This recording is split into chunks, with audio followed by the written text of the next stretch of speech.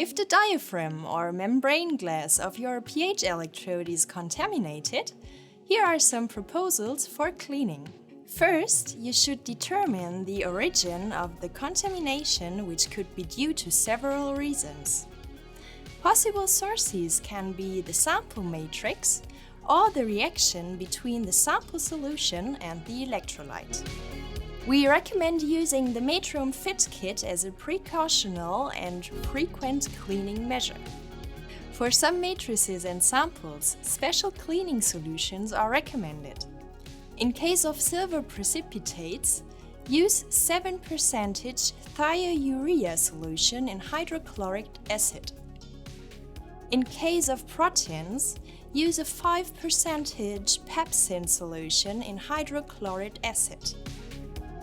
In case of fats or oils, first clean the electrode with ethanol or ether, then with deionized water. For any other contamination, select a suitable solvent. After cleaning, it is important that the electrode's membrane glass has sufficient time to recondition in water or in a buffer solution.